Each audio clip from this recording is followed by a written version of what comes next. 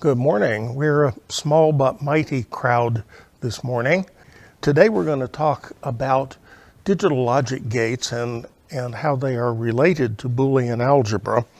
We're going to build on that in the next two class sessions, and by the end we will have a good idea about how the basic operations of a computer work. We have to start with George Boole, who was a British or English mathematician and philosopher. Boole lived from 1815 to 1864. The work on logic that we're going to talk about, and by the way, you don't need to remember these dates for an exam. I want to give you a sense of when things happened, but for an exam, 1800s for George Boole is plenty close enough. World War II period for the invention of electronic computers is plenty close enough. If you need to know exact dates, Google is your friend, right? Can't use Google during the exam, but I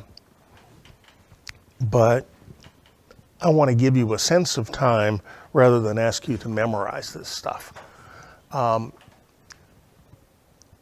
Boole made a number of contributions to mathematics, but the one that we are interested in is the Boolean algebra, which is an algebra over finite sets of discrete values.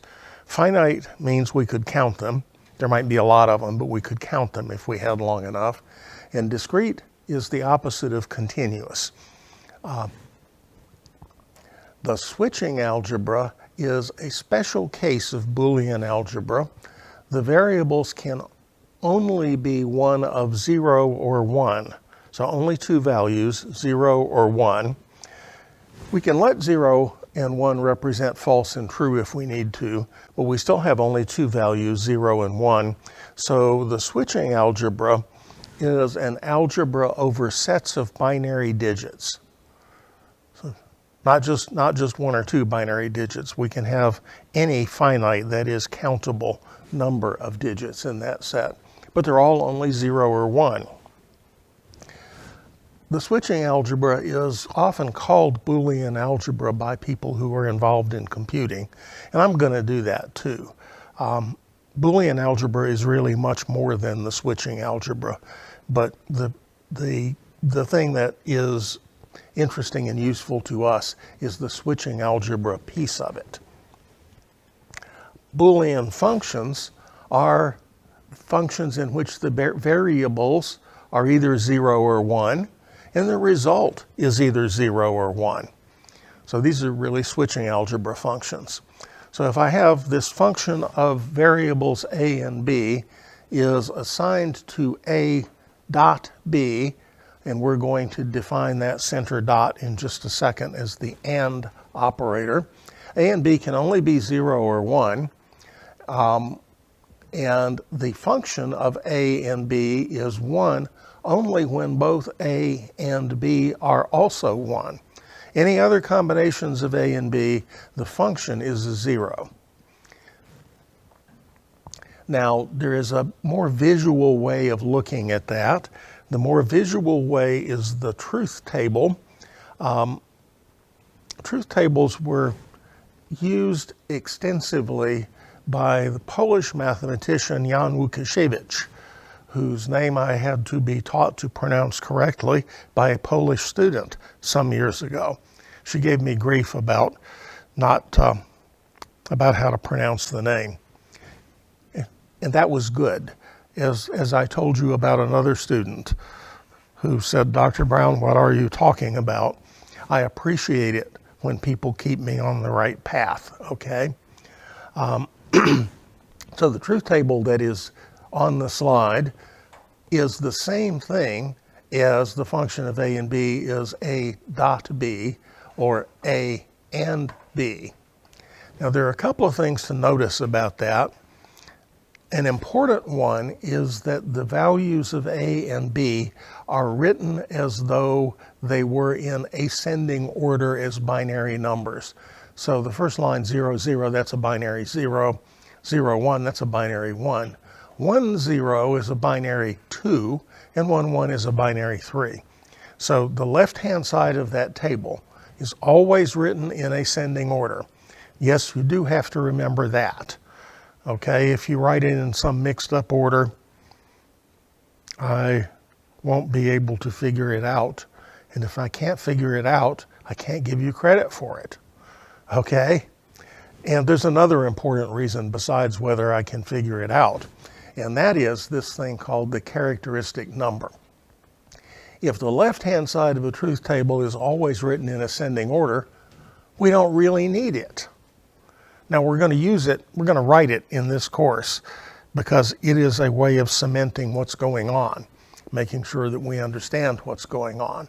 But if it always goes 0, 0, 0, 1, 1, 0, 1, 1, it isn't really necessary. You can think of the function column as a number that characterizes the function. The AND function, reading from the top, has the characteristic number 0, 0, 0, 1. All right, I am seeing questions written on faces. Questions must come out of mouths, or I won't be able to answer them.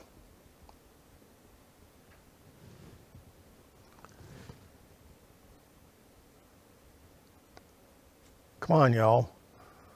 Somebody give me a question. All right, while we're waiting, I forgot to mention at the beginning of class that I didn't like the class Thursday. So I reordered the slides and re-recorded the lecture. And it is in D2L. So if you found Thursday confusing, you're not alone. So did I. One of the things about re-recording is we spent 75 minutes on that stuff, or almost 75 minutes in class. The recording is 46 minutes because nobody had a chance to ask me any questions. So it won't harm you to do that. Does everybody also know that you can download those videos, or if you can't, it means I haven't set the right switch, and extract the audio using something like VLC? And that means you could listen to it while you're driving up and down the road. If you were like me, you drive up and down the road a lot. All right, so nobody has any questions about this? The idea of the characteristic number is an important one, and here's why. There are 16 Boolean functions of 2 variables. Why is that?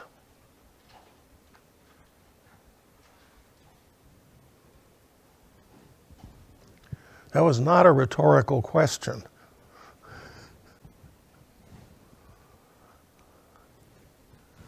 How many rows in the truth table when I have 2 variables? 4. How many bits in the characteristic number?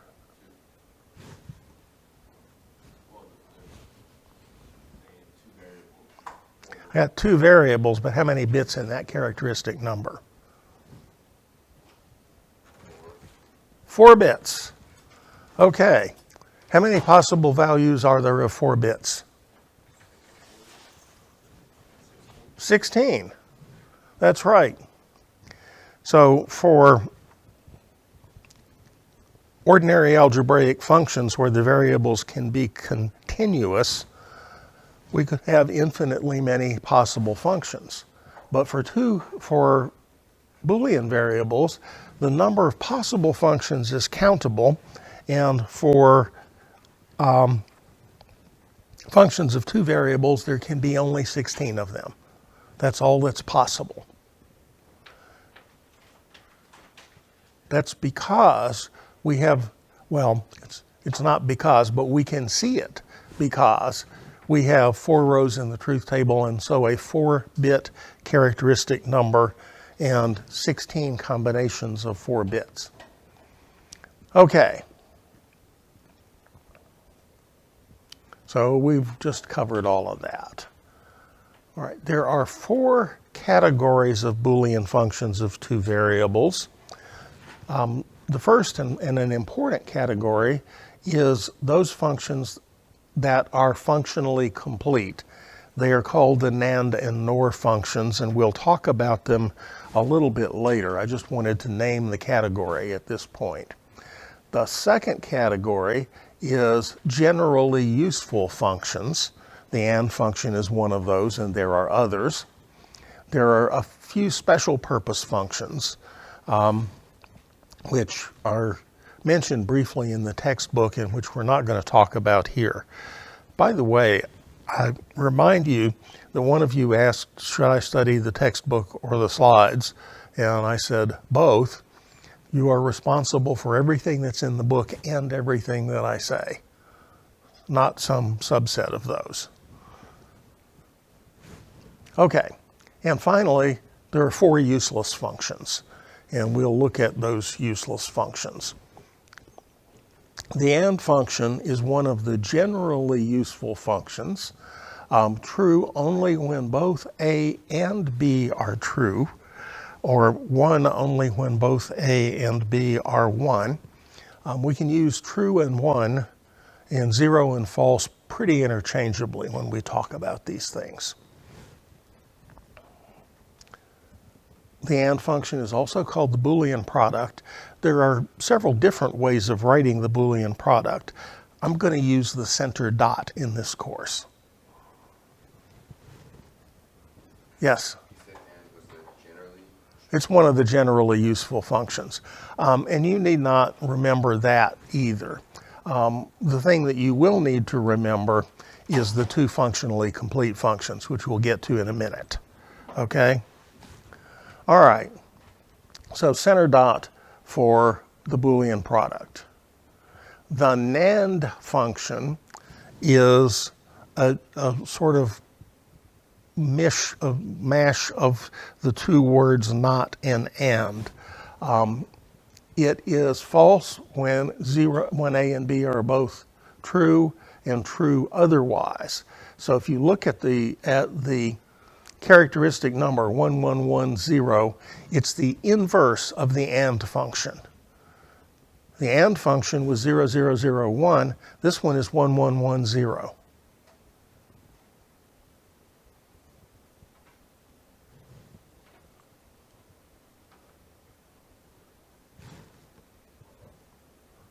And it's written, the over bar is a negation bar. And so it's pronounced not if you're reading that. So that set of symbols on the right side of the equal mark would be pronounced not A and B. Right. The OR function is true when either A or B is true, or both of them. So it has a characteristic number 0111. It's 0 or false when both A and B are 0, and 1 or true when either of A or B or both of them is 1 or true. It's also called the Boolean sum, and we're going to use the plus sign to represent OR. So listen up, that is not the arithmetic plus. It's the same symbol used for an entirely different purpose, okay? And we're going to read that set of symbols that's on the right side of the equal sign as A or B. That plus sign we're going to actually read as OR when we read these. If you do that silently to yourself when you are reading the textbook, which you need to do, it will help you cement that idea. Zot, okay, there we go. The plus is not at all the same as arithmetic addition. The NOR function is not OR. That is similar to not and. We got it the same way. It is true when neither of A nor B is true, and false otherwise. So it has a characteristic number 1000. And we're going to see how these functions work as digital logic gates at the end of the period today. And then we're going to see how we can assemble those digital logic gates into circuits that do computation on Thursday and next Tuesday. But we gotta get the basic pieces before we can start doing the rest of it. And no, this is not a course in electrical engineering. I'm going to show you some electrical engineering diagrams, but you're not expected to be able to reproduce them. Okay, NOR is the inverse of OR. Remember, OR was 0, 1, 1, 1. NOR is 1, 0, 0, 0. And we're going to write that the same as OR, but we're now with a negation over bar, and we would pronounce that as not A or B. The exclusive OR function is true when one of A or B is true, but not both of them, and that's what makes it exclusive. Okay, exclusive excludes the idea of both of them. It has a characteristic number of 0, 1, 1, 0. Either A or B must be a 1, but not both of them. We're going to write that with a circle plus symbol, and we would pronounce that A XOR B or A exclusive OR B. I, being lazy, am likely to pronounce it XOR because it has only 2 syllables when I do that. The equivalence function is true when A and B are equal to each other. So it has a characteristic number of 1, 0, 0, 1. All right, that is the inverse of exclusive OR. Remember, exclusive OR was 0, 1, 1, 0. This one is 1, 0, 0, 1. We're going to write that. We're going to pronounce that double-headed arrow as equivalent, and we would read that as A is equivalent to B. All right, because its characteristic number is the inverse of XOR, equivalence is sometimes called XNOR. Okay? All right, useless functions. The never function, the output is always 0 no matter what the input is, and the always function, the output is always 1 no matter what the input is. All right, those are useless. They don't really compute anything. Well, I made up the names never and always, but the reason for the made-up names should be pretty obvious. The correct names are the false function and the true function. The false function always produces 0, and the true function always produces 1. Here are 2 more useless functions. The first one is identity A. The result is always equal to the value of A. The other one is identity B, and the result is always equal to the value of B. They are useless because we already have A and B, right? We don't need to do any computation to get them.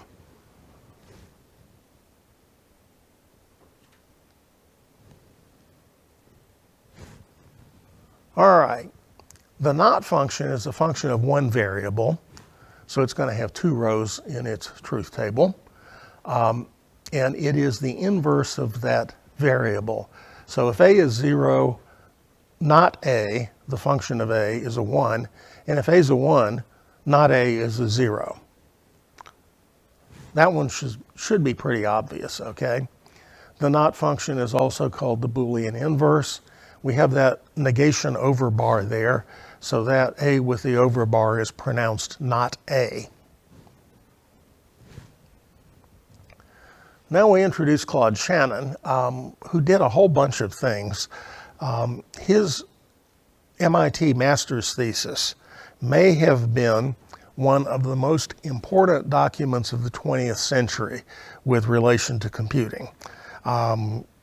It is possibly even more important than von Neumann's first draft of a report on the EDVAC, because in that master's thesis, Shannon showed that switching circuits, and we're talking about, in this case, telephone switching circuits, can compute any result that could be represented with the switching algebra.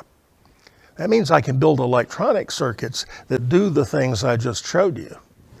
And that is a very important idea. So let's look at that.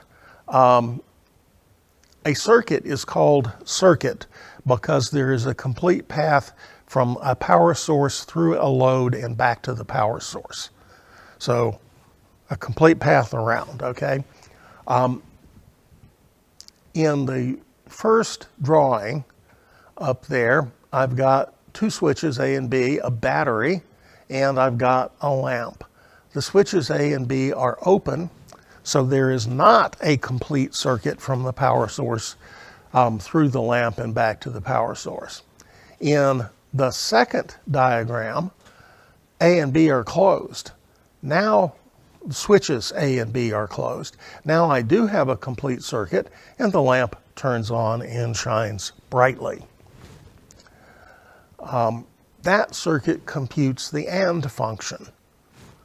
Current can flow, and we know we can recognize current flow by the lamp being on. Current can flow only when both A and B are closed. I can compute the OR function in much the same way, except now the switches are in parallel. Closing either A or B will complete the circuit and light the lamp. And of course, I can also close both of them and complete the circuit and light the lamp. Now, doing some of the other functions, like exclusive OR, needs more switches. And I'm going to ask you to believe that it's possible rather than going into the electrical engineering. I want you to believe that the people over across the way doing electrical engineering can design an XOR gate.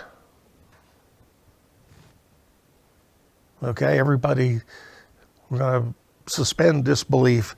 And if you care, you could do a little bit of work with Google and say, show transistors in XOR gate and get a diagram. So you can prove this to yourself if you care. But as I said earlier, this is not an electrical engineering course. All right, we're going to take one look at some electrical engineering. Transistors can function as electrical switches. Transistors can turn on and turn off. So here's a diagram that computes the NOT function. Whenever the input is turned on, the output is turned off. And when the input is off, the output is on. So one tiny bit of electrical engineering. That sawtooth thing is a resistor. Its job is to limit the amount of current that can flow through the circuit. The three lines that form a triangle down at the bottom, they are the return path. Electrical engineers call that ground. The thing labeled VCC is the source of power. So when the input is on, current can flow through that transistor, and at that point, the output is off because current is flowing and the output is at the same potential as the return. When the input is off, no current can flow and the output is on. If that sounded complicated, don't worry about it. For this course, you will never see this thing on a quiz or exam, okay? But I did want to show you how it works. So, instead of drawing transistors and resistors and power supplies and return connections, we're going to use a collection of special symbols to represent the digital logic gates, okay? Here they are, and these you do have to know. And we're going to go through them time after time after time today, right? The NOT gate is a triangle. By the way, all of these have the output at the pointy end. Okay, that should be easy to remember. If there are any Game of Thrones fans here, remember that Arya, we have one who will admit it, Arya was told when she was given her sword, stick them with the pointy end. So this, it ought to be easy to remember pointy end here. The outputs are at the pointy end, the inputs are at the other side.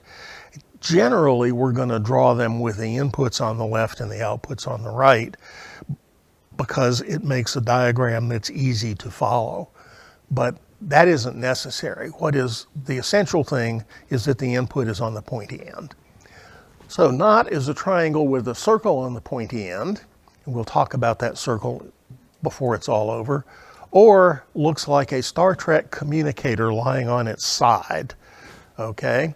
And is a bullet shape. XOR looks like OR except it has a chevron, a stripe on the input side. So XOR and OR look alike except XOR has that stripe on the input side to indicate exclusivity. So here's our NOT gate. That's the same truth table you saw just a minute ago. We've already mentioned that bar over the A is a negation bar. The circle at the output end of the NOT gate is called a negation bubble. And we can put negation bubbles at both input or output. In this course, the negation is always going to be at the output. It can be very confusing if you start negating inputs, okay? It works, and electrical engineers do it, but I'm not gonna. The negation bubble is always at the output in this course. So here is the operation of the NOT gate. When A is turned on or 1 or true, not A is off or 0 or false.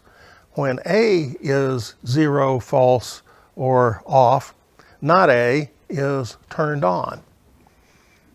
So the output of the NOT gate is the opposite of the input. I am concerned that I'm not getting any questions.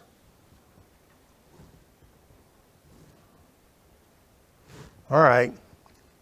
The AND gate, that's the bullet shape. It computes the function that is true when both A and B are 1 and false otherwise. The bullet shape, rounded end, and when we operate the AND gate, both A and B must be on or 1 or true for the output to be on or 1 or true.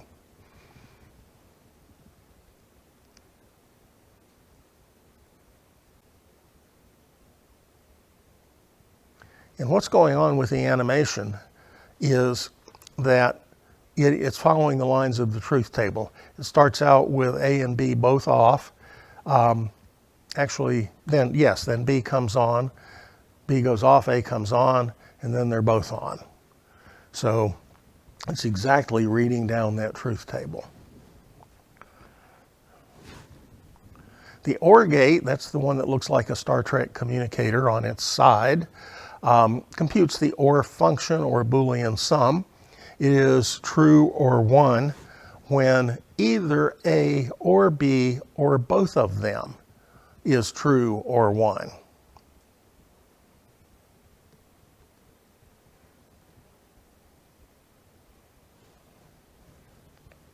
I'm letting this run because I'm recording, so we're going to capture a couple of iterations on the recording, right?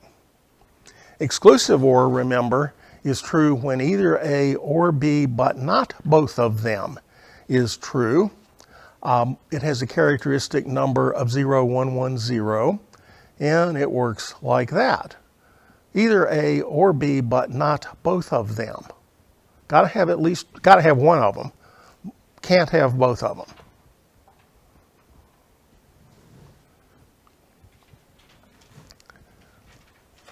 The NAND gate, that's the thing that computes not and, is true when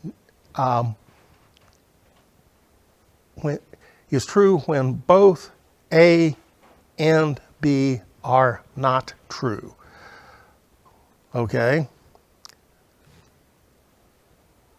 So it has the characteristic number 1110. It has that negation bubble at the pointy end, the output end. The negation bar means that we read that as not A and B, and the operation works like this.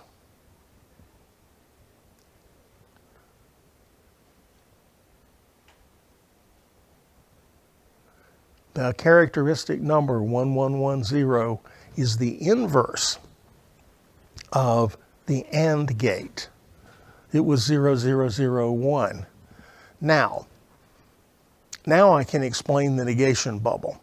If I took an ordinary AND gate that produces 0001 and put a NOT gate at the output, the 000 would turn into 111, and the 1 would turn into a 0. So that negation bubble is effectively a NOT gate at the output. Okay? Anybody want to ask about that?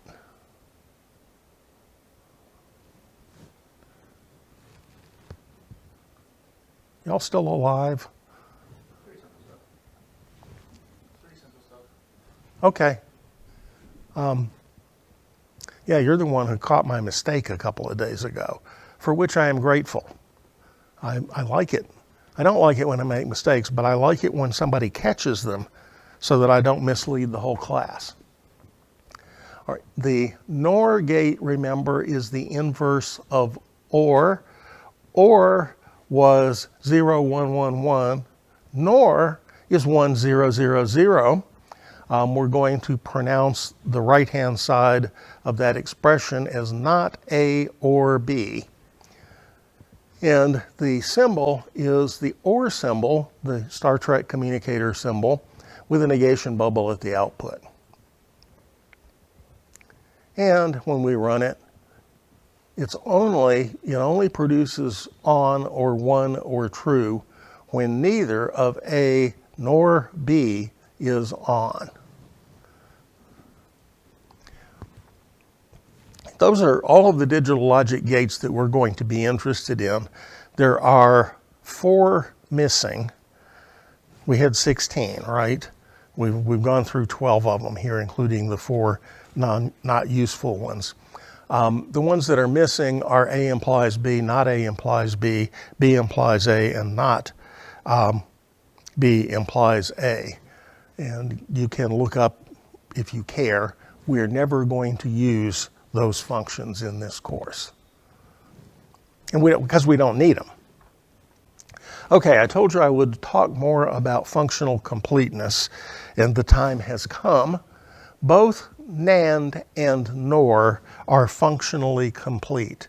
And what that means is that I can compute any digital logic function using only NAND gates or only NOR gates. Only one type of gate. And why that is important is that the people who design chips can put a whole pattern of either NAND or NOR on the chip and wire them, connect them to compute any function that they want to compute. Okay? This is very, very cool.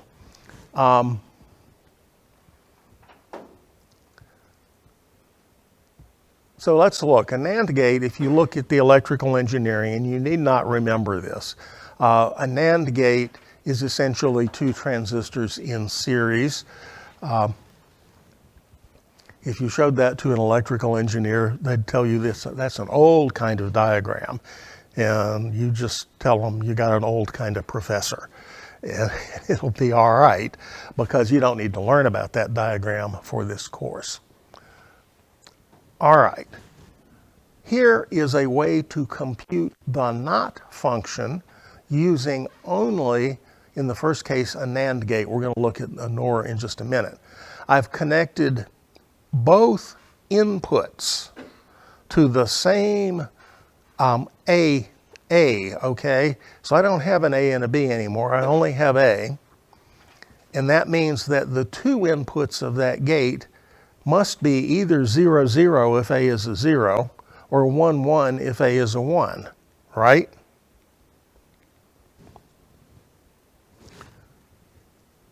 And if you look, that's the not function. The output, not A, is the inverse of the input A. Y'all believe that? It's true. I can compute the not function with a NAND gate. I can also compute the not function with a NOR gate. I've got, once again, I've connected both inputs to A. So the inputs can either be 0, 0, which is going to produce a 1, or 1, 1, which is going to produce a 0. How cool is that? We're going to, I want you to remember that these two gates are functionally complete and be able to tell me in a sentence or two why functional completeness is important. Are you going to have to draw these truth tables? No. Okay? But you are going to have to explain functional completeness. Any digital logic function can be constructed using only NAND or only NOR in proper arrangement.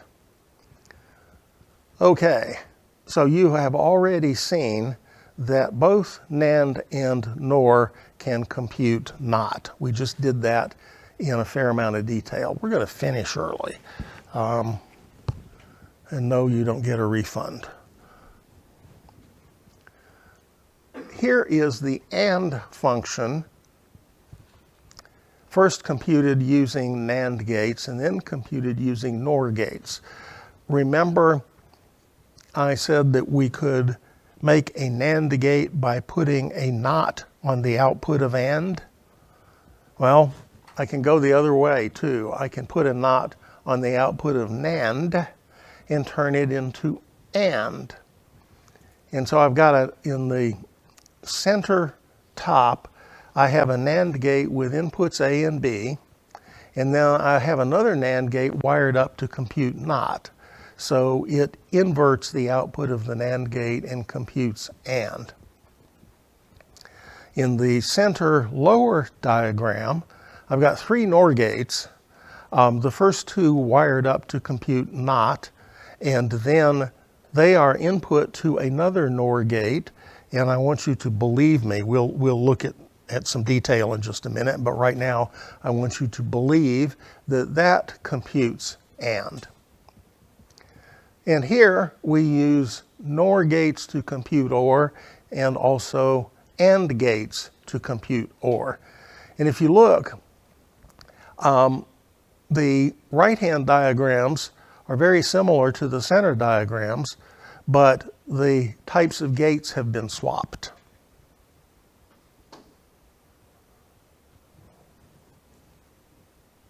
All right, can we prove it?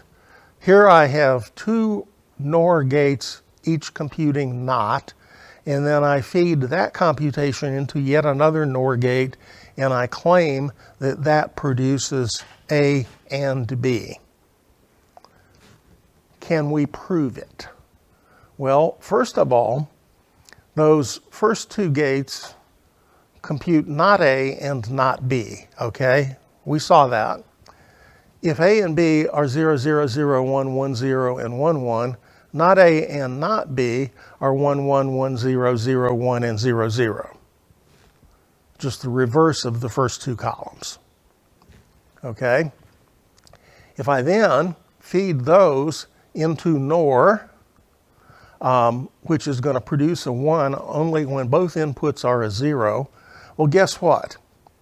I'm now looking at the two columns labeled not A and not B. I got a 1, 1, a 1, 0, a 0, 1, and finally I have a 0, 0, and guess what? The characteristic number from that circuit is 0, 0, 0, 1, which is the characteristic number of AND. Y'all believe that? Do you want to see it again? Not very much. Yes? Okay. All right. So let's do it again. The first two, the leftmost NOR gates, are each wired to compute not. They compute not A and not B. Okay?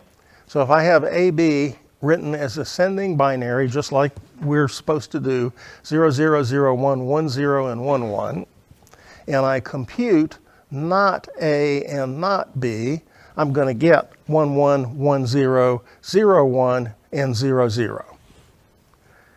Just the inverse of the previous two columns. When I feed 1, 1, or 1, 0, or 0, 1, or 0, 0 into a NOR gate, I get 0, 0, 0, and 1, which is the characteristic number of AND. And we have shown with truth tables that that circuit on the left really does compute AND using only NOR gates. Okay, we're going to finish hideously early. I am concerned that there haven't been any questions, because this is material that's very different from most of what you have seen. Yes? So the F column is the gate A and B together? Well, the F column is the result of not A and not B going into a NOR gate. Are these NORs or NANDs? These are NORs. It's hard to see from this angle.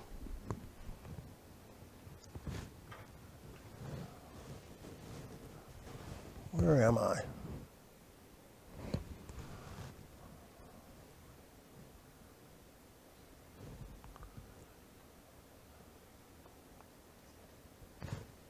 Okay.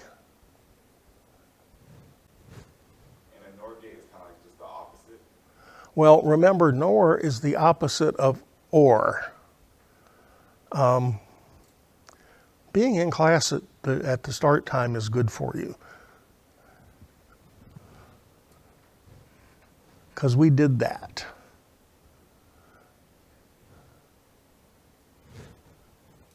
All right. So if I can compute any digital logic function using only NAND or only NOR, I don't have to have both of them. I can use all of one kind or all of the other kind. If I can compute using only one kind of gate, why do we need and or, an exclusive or, and not? Well, the answer is abstraction. We want our designs to be clear. We want to show the logic that's going on. And when I start computing AND using a handful of NOR gates, it gets confusing. All right? So we're going to use gate symbols that indicate the logical function, not what goes on inside it. I want to show the function that a gate computes, not what goes on inside it. And then it is the job of the chip designer, the engineers who make the digital logic chips, to use the principle of circuit equivalence to convert my logic diagrams into what is physically needed on the chip. Okay? And by the way, there are automated tools to do this. We're going to design a bunch of simple circuits by hand. But that's not the way it really works at Intel or Taiwan Semiconductor or any place like that.